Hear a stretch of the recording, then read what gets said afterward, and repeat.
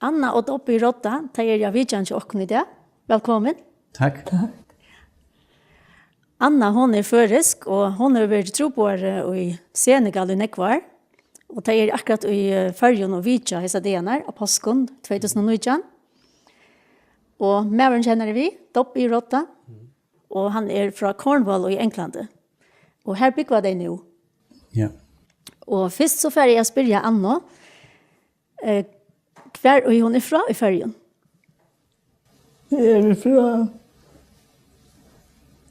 Herfra faktisk, Ronavik.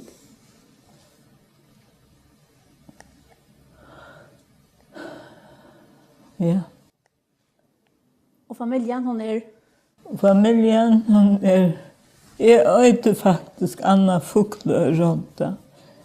Och Fugle efternamn kommer I förrjun, blev här. Ja. Och dotter till Ester och Evald Fugle. Og du flere syskjen? Tjejsystern. Vi drotta vi allt. Ja. Og så tar vi to varst ung, ta først du av bibelskola. Ja. Da jeg var 19 år, da var jeg ur Färjön.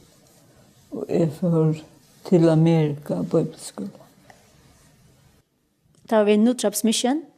Ja. Ja. Ja. Først var jeg bibelskola. Og så en missionsvänningarskola. Och så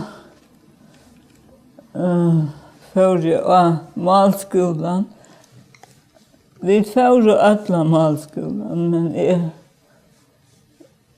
jag studerar I mer än de flesta. De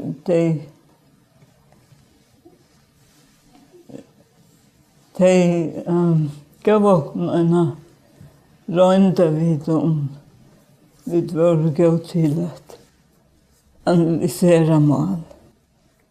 Och jag klarar rundorna. Ja. Og så at han har malskolan og bibelskolan til New Tribes, så først du bøyna veien til Senegal arbeid, eller? 2 år aftan. Ah, ja. Men det var... Ja, 2 år aftan för till Senegal. Hvordan gammel var du da? Det var I 21. Så 25. 25 år gammel ut som trúboðari. No. Nej, det var hon var 24 och ett halvt tag han kom till Senegal. Ja, 24. Det var ungt. Og først så, du varst til Balanta følt nå?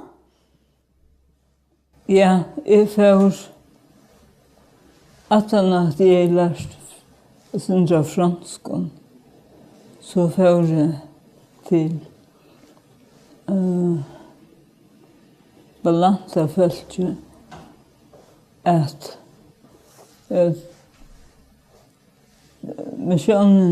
missionsløyene så att det var gott hvis jeg kom til ferie.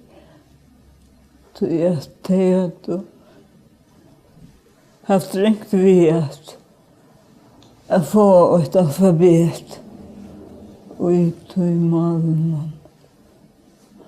Så jeg fortsetter vi arbeidet som det hadde gjort. Ja. Og så arbeidet fikk jeg et alfabet. Så nå år at han har gjort dem et alfabet? Ja. Ja. Og var det flere som arbeidet sammen på det? Det var det bare 1000 var fra New Tribes? Nej, vi var så 2 familjer och jag och en annan kvinna. ute i sommerbygdene. Men jeg var den eneste som arbeidde på at gjøre alfabet. Ja. Det var særlig målet som du arbeidde ved. Ja. Ja. Hine gjør du forskjellig annet. Ja. Arbeid som trúboðarar mittlen til følge. Ja. Så skulle de jo lære mentene til dem Ja. og lære målet og alt. Ja. Ja. Jo, det gjør de også. Ja. Men Det måtte man ikke vante. ja. Og det vil si at det følte hei ikke skriftmål da til å komme her til. Nei. Hvis det ikke hadde noe alfabet. Men de kunne slett ikke lese eller skrive sin egna mål. Nei. Og hvordan er folk var og de? De var Omlag 100,000. Omlag 100,000 folk. ja. Ja. Og enda mal til tikkun var så at jeg gjør den alfabet, så de også kunne lese biblene. Ja. Og så måtte jo onker omsette biblene også til dem. Ja. Ja. Gjør det til også nekka vidt, ja? Nei, faktisk ikke. Jeg hjalp lydsendur, men Ja. ja. Så ånder brukte alfabetet til også at omsette. Ja. Ja.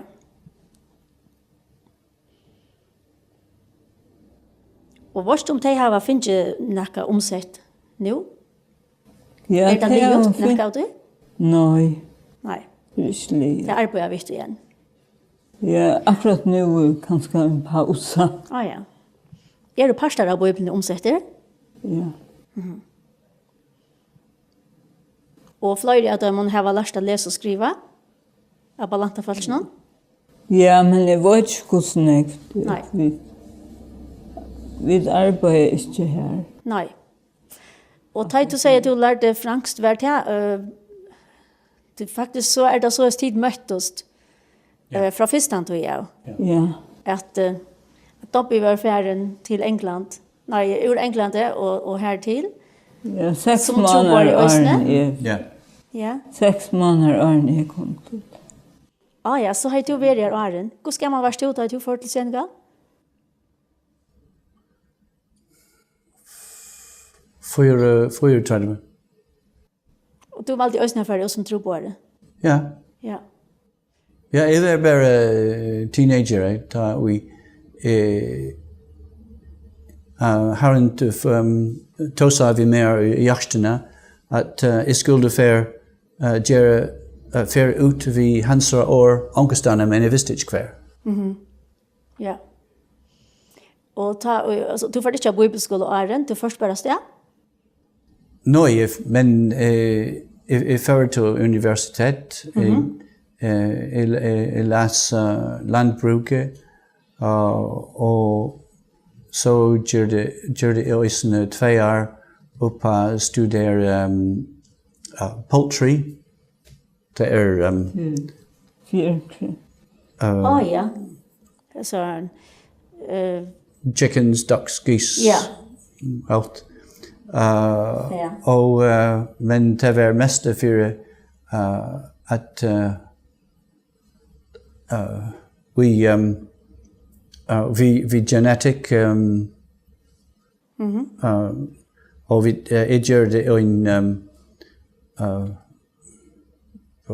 okay, I'm struggling with the Faroese. Yeah. I did an experiment with that, with chicken breeding, and then suddenly før jeg til Canada og gjorde en PhD i genetics. Ja. Og det var en honor experiment. Som kom ut vi nakrarna, som har just var brukt for honor. It was something that was useful for poultry breeders. Ja. So at I hette if I till missionsvending först i Kanada och så i Amerika. Gör det detsamma som Anna gör det. Och så får jag till Frankrike att lära bättre franskt. Och vart det vi nökron alltså helt du att ha törver att lära franskt här som du skulle? Ja, i Senegal de brukar franskt. Det är ett center som de brukar danskt i Grönland. Ah ja. Så det är Det var en fransk. ja, det var en fransk land och det franskt var här negv. Ja. Och allt som är just här vi skolor och polis och politi och allt här allt just av franskan. Och ösene franskt kan vara en brygg till att lära en animal. Som Anna gör det, vi belante folket. Hon tosar vi nackar som kände franskt och spörde vad så säger det hette, vad så hette. Och så läst det är en brygg för att lära en animal. Ja. Och då du så hej lärt franskt och kom till Senegal. Ja. Så det är det att det var törver och att onkel undervisade av franskan. Ja. Öron. Var det särskilt trúboðarar som kom att lära sig? Ja, som Anno. Ja. Flera från Underland som kom. Ja. Och de kom utan franskt. Och det var en tur för att undervisa. Så ta över den bästa vid franskt mal. Så de spurgade mer att göra det. Ja. Det tog det engst och franskt. Ja. Ja. Ja. Så kunde du lära allt det engsttalande franskt. Ja. Ja. Och portugisiskt. De kom från Floriland. Ja. Och så undervisade du i 15 år i franskan. Ja. Ja. Och var det så nog så tulliga typer i möttes då i Anna för att lära sig franskt i fyrstene? Det var 6 månader att jag kom till Senegal. Ja. Och så hon var en av de första som kom till undervisning? Ja. Ah, ja. Och så, men så arbetade vi i en 20 år för sig. Ja. Och så möttes de åter. Ja, vi Eller det var i samma område? no, vi är inte i samma område, men vi kvast vi möttes ganska tror jag för kvast år. Ja. Det var bara det. Och ja. Men för mer hon var en annan trúboðarar. Ja. Det hade som så inte äntligen planer om... No, det var... För mer det var äggligt tungt att leva ensamt. Ah ja. Äggligt tungt. Ja. Men jag hade inte att Anna var den rätt person för mer, så... Tält vi inte. Nej. Men det var touch att han det var en uppfinning jammer. Ja. Att finna vad hon är innerliga, kunde jag säga. Och ja, men det var Herrens planer, så var Det ser man ju. Det ser man ju. Ja. Ja. Ja. Och så begynte det att gänga samman och blev gift. Ja. Och hur så långt att han alltså ta var annan stadveck och arbetade vi på lantafolk nu? Ja. Nej. Eller var det var det att Om skilta nej. så får du tid alltså arbeta vi en öron fast alltså bultje av fultje. No, vi gör det tillsammans. Hon kom att lära franskt vi mer först. Ja. I 2 år. undervoice Franks. Ja, undervoice. Undervoice Franks för 2 år. Ja. Och så ta Charlton soner och över föddor ta. Och men 2 år så 2 år atana Ja. ta vi Charlton ver 8 år missionslärare bjöd och visst vi ville inte arbeta vi samman vi andra folk vi safi-folk. Kvar de har akkurat begynt att arbeta. Ja. Och det som de akkurat alltså de blev spurt om de kunde för att safi-folk arbeta att hjälpa till. Och vart det också att göra mål eller nej skriftmål? Nej. Nav det var först och främst att lära mål och mentan för folk. Ja. Och så att undervisa bibelierna. Vi var här 12 år. Ja. Och vi var begynt att känna bättre och bättre mentan Torah. Ta Anna var bliven mer och mer sjuk vid Parkinsons. Ja, det är mer än det stadväg var i Senegal i 2000. Ta fick Anna stafest Parkinson. Ja. Ja. Och så var det verande att lycka väl här, lycka till 2008. Ja, men det begynte spackliga. Ja. Det var begynte spackliga så. Och man fick medicin och så. Very. Ja. Ja. Hur snack är det av safi-folken? Hur snack är det? 120,000. Ja. Alltså att han tid för hem så fick de några skrifter omsätter bibler. Ja, det var det först bröd av skrifterna som kom ut. Det var 5 år att han kom hem. Så det var omöjligt att undervisa skrifterna till vi var här. Det var inte kommit ut. Det var inte att undervisa. Nej.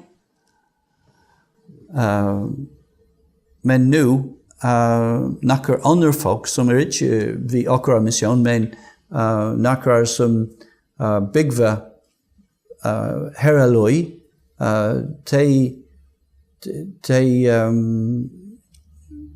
de vill så gärna att skrifterna skulle komma ut här och de arbetar vid trudjar män som är kommit till trygg för att pröva att korrigera ut av folkerna här nu. Ja. Och så kanske vad som du då ska lycka fortälja oss inte vidare från att ha titta har gjort i Cornwall ta det så flott till England. Och kanske fram till det. Okej. Och i 2008 så flyttade det till Cornwall och vart det särskilt att Anna blev sjuk eller värre av Parkinson. Ja. Och det var inte nämnt. Men det var mycket mer och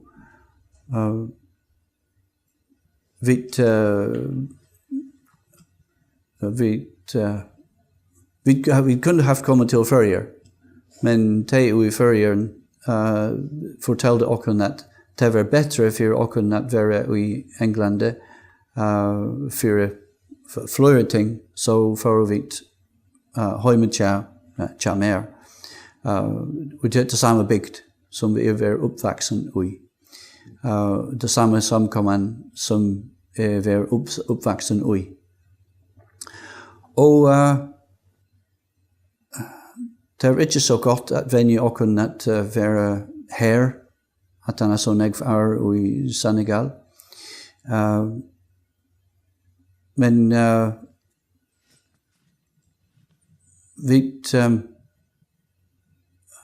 det var inte lätt att finna en nudjuvä först.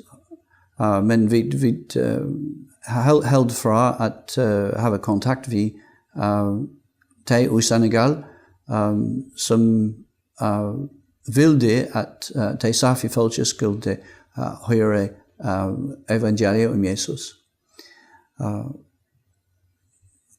For åken vi kom inn til samkommen her og vi var alltid vi de vanlige møter og andre fører til kvinnemøter og andre ting så leis.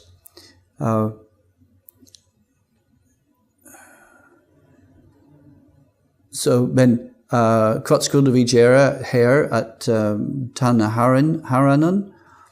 Og en ting som vi har just Aaron til at omsett nakvar sanger fra først til engst.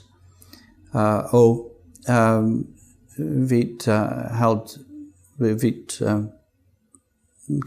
held frem. Vi gjør hetta som vi kunne. Og så gjør det nu. Det omløy kanskje 30 sanger som vi har omsett nå fra først til engst. Og flere vi akkurat YouTube-channel. Og her øysene tvær isting til anno. Og vi holder frem at gjøre det, så til dømes, da vi har vært i førre nå, har vi just en røynd, vi sanger til Øster Berghammer, som vi har sunget flere før i samfunnsmøtene her nå. Hver til og en linje som kommer etter og etter, ta vi av Guds nøye ære som ære. Og vi har det nu til den første røynd. Vi gjør helt det til vi får liv at få en røynd. Vi tar. Tansangen han nummer 555 i Nuccio alltså bouchna cha. Ja. Så bröder som kom nedla. Ja. Som på Guds folks. Ja. Ja. Så det så det är några Guds är det som eller är några Guds är det här är. Han den jag också känd ja. Ja. Tog vi held at så den sanger her er så godt. Vi skulle omsett så at folk fra under og engsttalende folk kunne benefit. Ja, det kan få glæde af det. Vi kan, ja. Men jeg skulle sige, at vi anno Parkinsons-sykene, vi Parkinsons-sykene, folk kom, vanlige kom 9 og 9 år.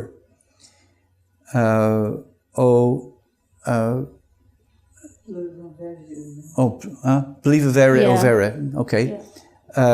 Og 2 år senere, vært ikke så godt til anno. Han følte seg som han levde i togen. Ja, en fog. Togen, okay. Akkurat som mjørst ja, tanken. Og det var umulig at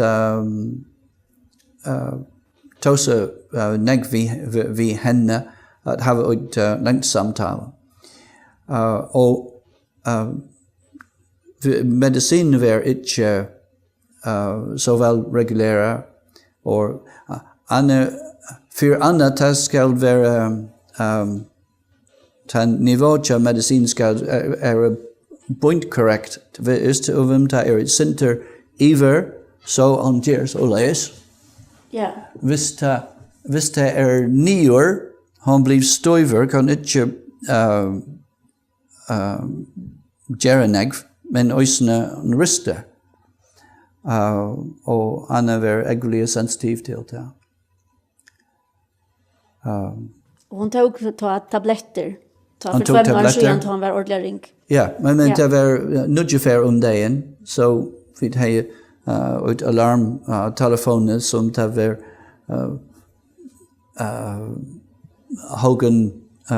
Hogan Shay, Hogan 8, Hogan Tutje, Hogan 12 och så läs till hon fär till sång. Och det var tröjtande att göra det autoi. Men det var en möjlighet att pröva en annan behandling som hon fick. Hon till en enaste i Cornwall, mellan 3000 folk vid Parkinson-sjukan. Det en stor sittning. Som nu för alltså medicin och en annan host. Yeah. Wouldn't it be better to get Anna to talk to Jo, det kommer gå. Du kan bara lukka nämna att det som hon får nu till är att det är korsbånlös in i kroppen. Okay. Ja. Så nu är det inte tablettmål. No, not those. Yeah, okay. Ja, och det är nu är det ju nekv jaunare, så istället för att man tar tabletter, så nu är det bara lydsynder att latoina. Yeah. Ja. Så det brått nekv på livet då. Ja, så det var, visst det var 2 år sedan, det var inte möjligt att komma till färger. Men ta i spårade henne, visst som vi sa att det var möjligt att rösa, i spårade henne var kvar vill du till. Vill du för att till färger, det är mer än 2 år, 3 år så in du var här. Atter till Senegal. Hon säger vi mer. Jag vill gärna för atter till Senegal. Oh. Okej. Okay. Så färre vitt.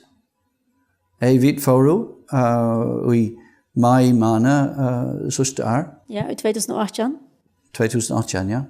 Och det riggar äggväldigt väl.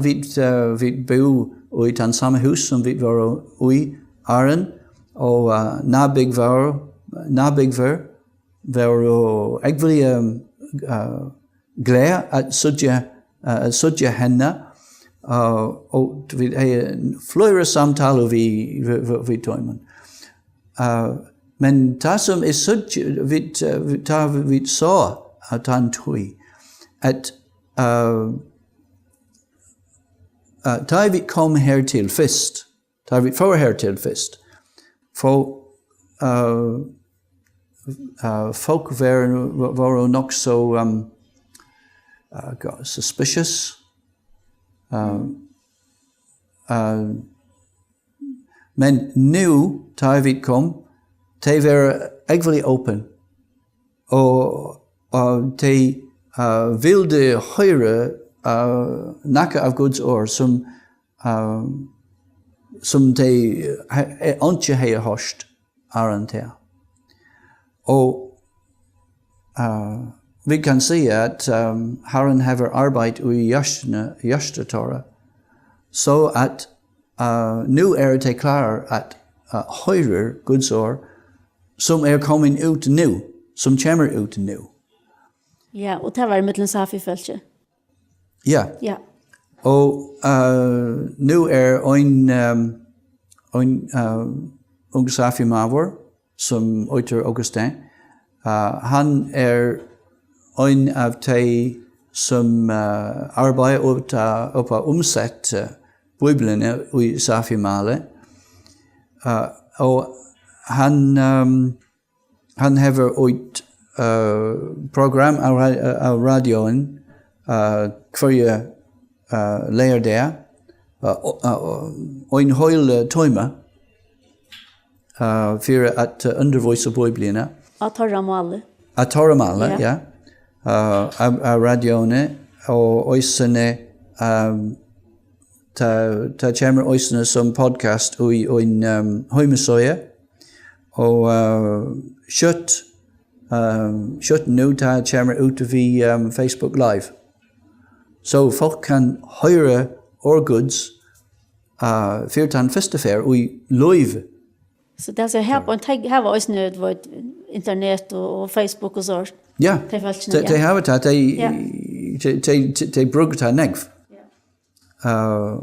Så vinner vi fløyre her, og vi kvarste pojke folk til det. Så det var sørste vike, jeg hørte han av Facebook Live, og han tog seg om, han var av vei at tog seg om den tudjende plague av Egypt. Ja, tudjende plagen. Okay. Og hvordan de skulle få et godt lam, at drepe han, at køyre blåen posterne, og så. Det første fer i 2000 år som de kan høre det. Så det en stor glede at det kommer ut spaklige for de folk. Du skulle suggest at det muslims folk kan vi say ytterligere from the outside. Men innerligere det benjen for spirits and I can't think of how you say this in. Yeah. Trolls and things like that. Alltså det här var en religion nekvad som alltså islam eller muslimsk. No, det som klarer utanför det. Ja. Men så ja, och så innan och så det lukka lite från ta gamla mentarna att det var tycker man också på antar och så. Ja. Och benchen. Ja. Ja. Och det sudger det. Det sudger vad händer. Men nu kan Guds ord komma ut här till. Så det är en stor glädje att det är nästan som vi har inte hästar, vi har inte såa, men vi har vad är det plua? Ja, plow the ground. Ja. Och vattna. Ja, det var arbete och vattna och ja. Så vi sudger nu kvar vi var coming hem.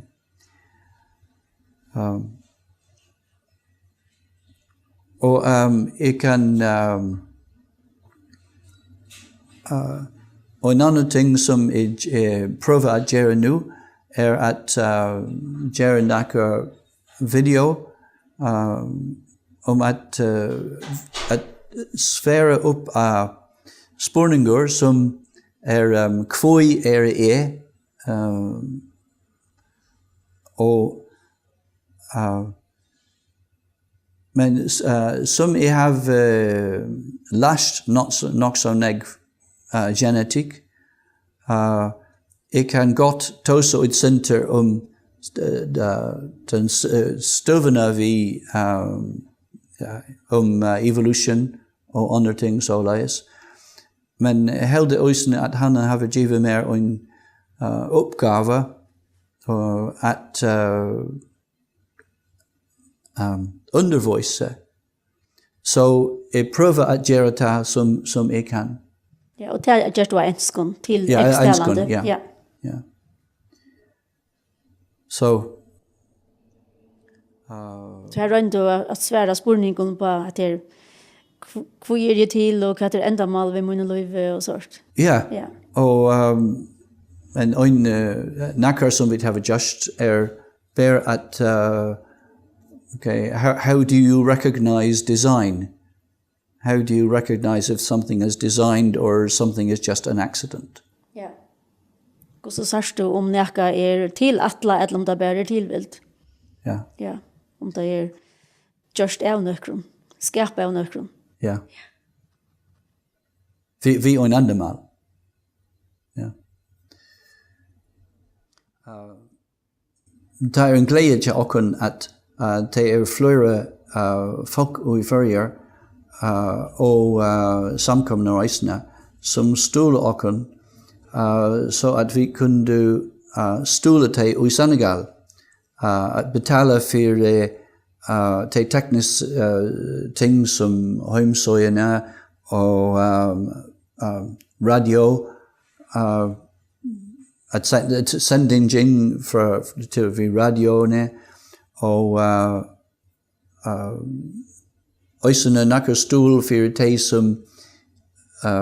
de som arbetar uppa hessa arbetar nu till dömes för en som Oyter Musa som ganska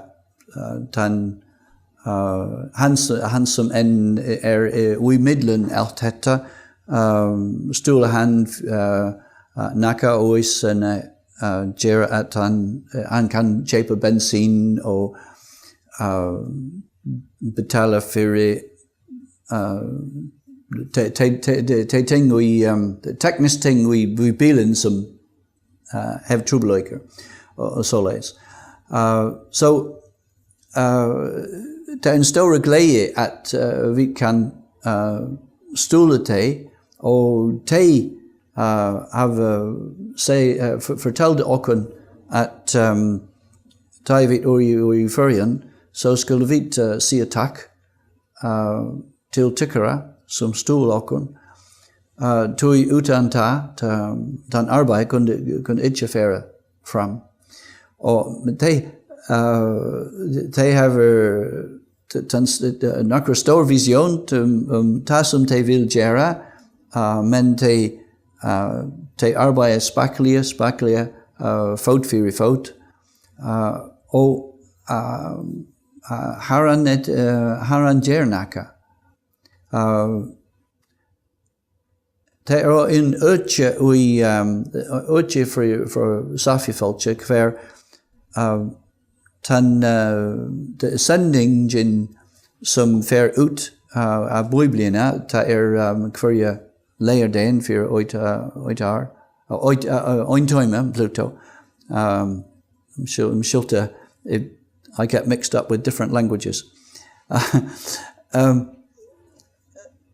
Men det en øtje hver sendingen kan ikke komme til, men det en anden station her, og de prøver på nu, de spørger nu om det muligt at sende ut årgods ved hese andre broadcast station. Så det en ting som de prøver at gøre nu. Men de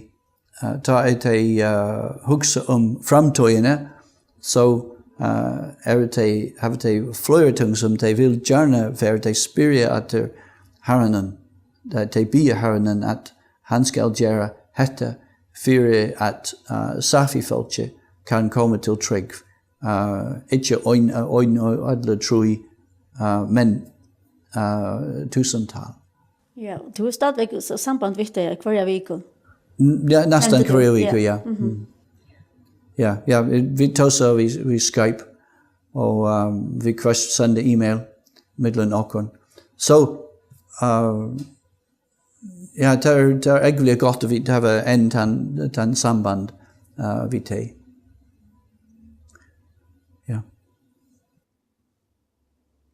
Ja, og den tid før det, så kunne jeg lykke huske meg at de fortalte hvordan du har lært det først, Dubby.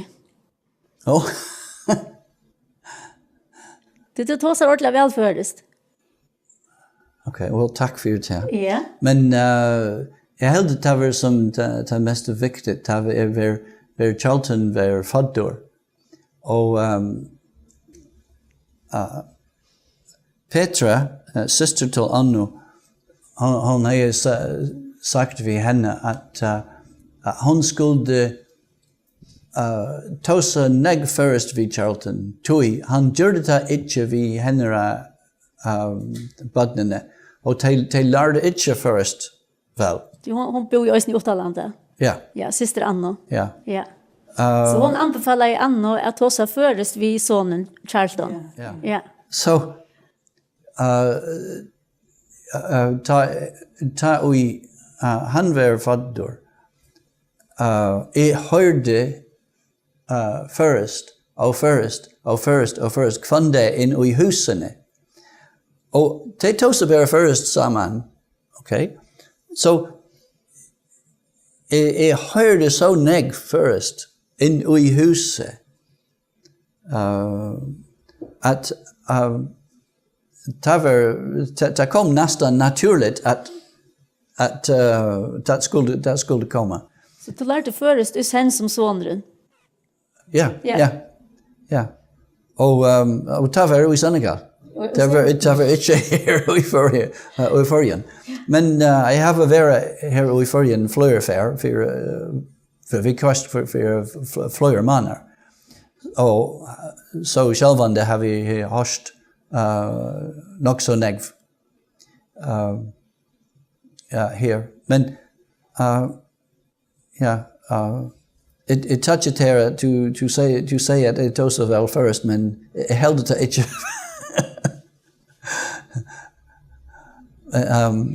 Jag glömmer ofta året som jag skulle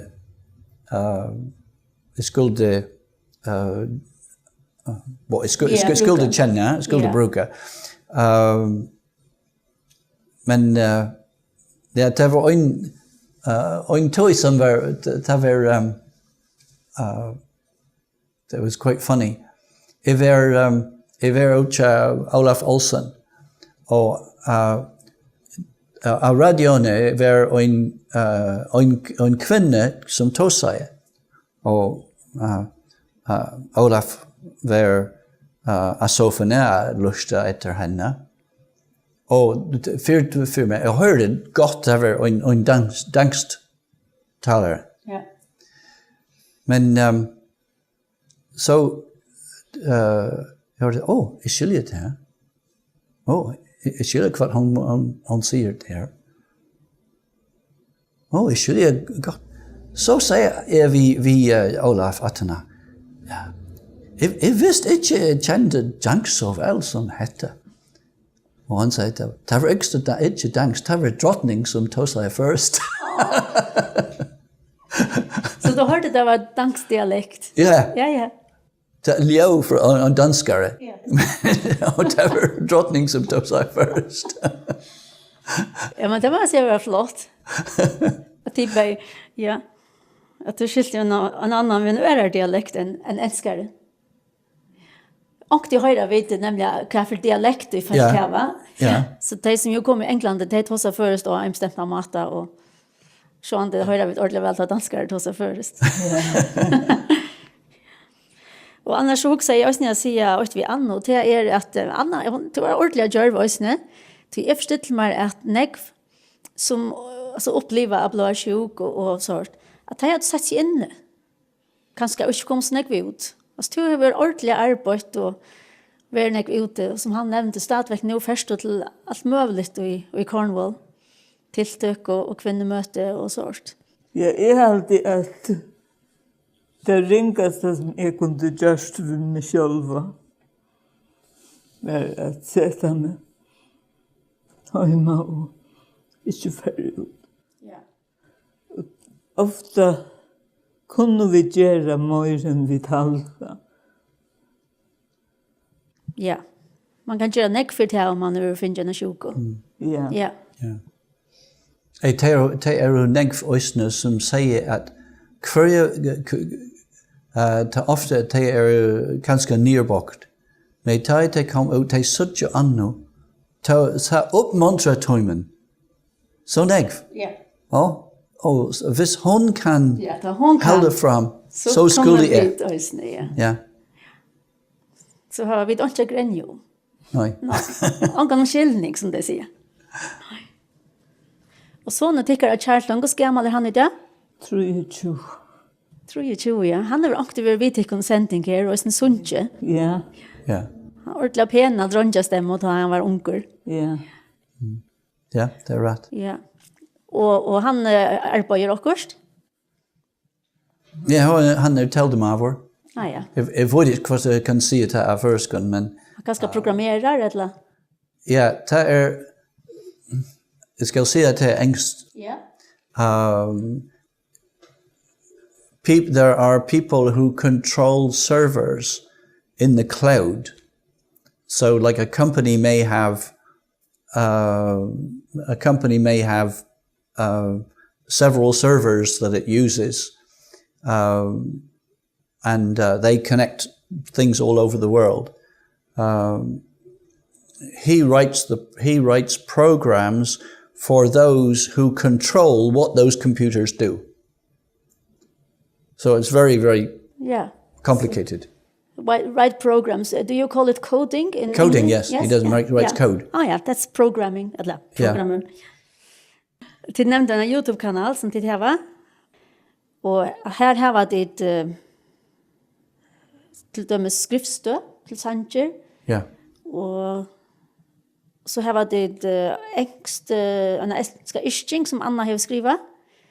Og det var også No, det er engst ja, til og engst her. YouTube-kanalen er under engelskon. Ja, og så har du tog han også til først. Ischingene som til å skriva. Og jeg tenkte om du har kunnet lese henne her på et. Nå i enda noen. Ja. Så at det er en føreska togingen av en isching, som et poem, som også er av enskån av tikkere YouTube-kanal. Ja. Hva gjørs du nå, Herre? Dette er en samtale mellom Herren og meg. Hva gjørs du nå, Herre? Hvor må jeg fære tjøkken alle disse løyengar? Vær tålen, baden mot. Vær tålen. Jeg skaper borster ur løyvetøynen og en størslitna mynd.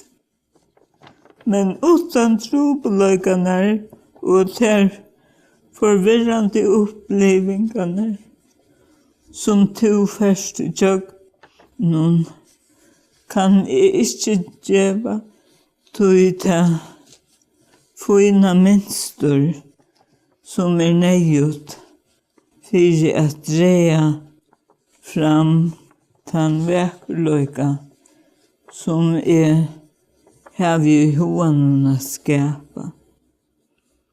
Men jeg synes ikke miklan vekkerløyga ut i Herre. Alt jeg synes virusløse og en håp av trakron og ymiskon liton sløktar saman og vender i allar atter. Ja, mot kæra bad, tu sarst best rengosøy av myndene. Og en dag forstå at suttja rødt og søyene og søynen fullførda andatekande. Men nu måste du løyva mer at halda fram vi arbeidsmunnen. Ta i to sarst og mestir knutarnar og tar flakt og trakrenar og annor forvirrande ting. Her det vi arbeider på at de finaste og vekraste støyene av myndene. Miss ikke møtebaten mot, enden kommer. Men Herre, ta i arbeid livet av hverjon verur mynden. Jeg gjør en mynd, ikke av tær, men av munnen elsker jeg sine, Jesus. Tusen takk for det. Anna, hvis jeg anker er interessert av at lykke at få mer vi om at medisines, eller han hatten til hvert medisin på han nå, gå se øyde til? Eller hva er det? Du og dopa. Ta øyde? Du og dopa. Ok. så kunde jag ganska googla det eller också rätt. Ja. Det är så att istället för tabletter så är det nu alltså doser som blir kort i kroppen. Ja. Ja. Och vad det kostar alltså inte akranar men in i tarmarna långsamt. Ja. Ja. Inte akranar nej. Och det är alltså är det så stadväck alltså en test alltså en rönt det gör här i Cornwall. Så han nämnde att du varst en av de få av oss som prövade det här. Men är den ögnast? Han ögnaste, ja. Ja, men det är bara att det är inte Är det så inte en konstant? pröv, det är något som är brukt i flera eller andra land också. Okej, men bara inte Cornwall. It's just so negv i Storbritannien. Okej, ja. Vet du det du går styr i Färjön och Danmark? Jag hade bestämt det till i Danmark har det. Okej, ja. Men det är brukt bara för de som har Parkinson som är, vad kan man säga, komplicerat, advanced. Ja. Det är inte för de vanligt Nej. som kan tolerera tabletter. Ja, nämligen. För onno det var att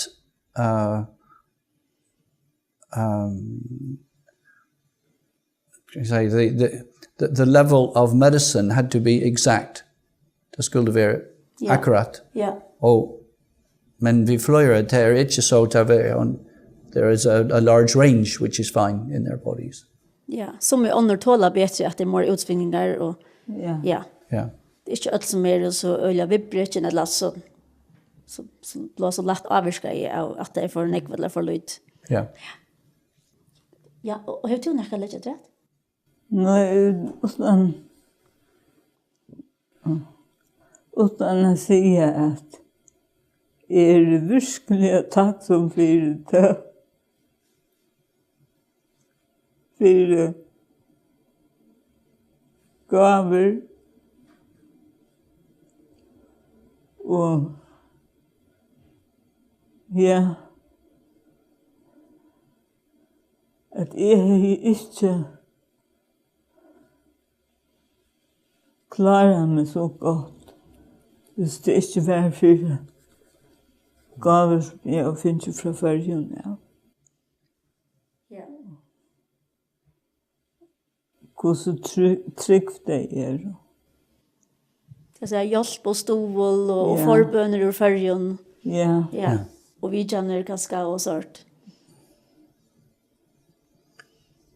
Ja. Men det är en annan ting som vi har glömt att säga. Det är väldigt viktigt. Det är att vi Anna till i National Health Service i England till sudja henra omstöv och så har hon lov till ankran att en hjälpare att hjälpa tutja timer kvande som hjälper äggviljen och en är kommit nu vi och att hjälpa hon har kommit till Färjön vi nu hon kom till Senegal ösne och hon är så äggvillig blöj och hon hjälper så näck. Jag säger att det är hjälpbara personer som hjälper till och så det är inte du som ensamma ska hjälpa andra att lära nej. Och hur så långt över han som är nu och som också är vid i Färjön, hur så långt hon arbetar eller ver samma tikon? Hon har varit vid och 2 år. Ja. Och hade det också någon hjälpbara åren där? Ja. Ja. Men det är också gott att man är väl han samma så man känner det ordentligt. Och för en tid det var Marian Gunnarsson från Havn som kom och Palma Rasmussen här i Saltfjärde som är systerna till Anno. Och de har kommit hjälpa ösne Aron.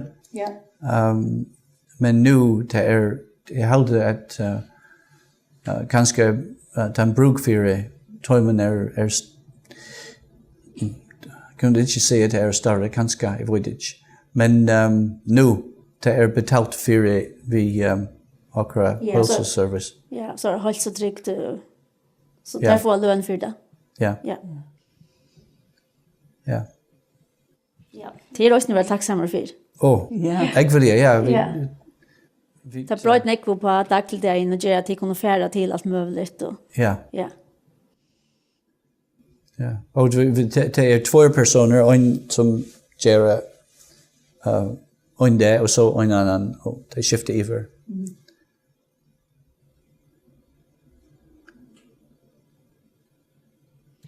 Ja, så vill säga att det kom 1000 tack för att det kom för att bo här. Och vill det vara vi i sändningen? Och det är akkurat glädje. Ja. Och det är gott att ha ett möjlighet vi tosa vi fler folk som vi kan inte södja personligt. Ja, det är det. Att vi är verkligen tacksam för tyckon som hjälper oss, som bier för oss vid kvast. Och ja, att där vi kom till förr är folk så vinnerlig och emot oss. Och vi följer oss inte glömt av tyckon. Tack för. Okej. Så tack.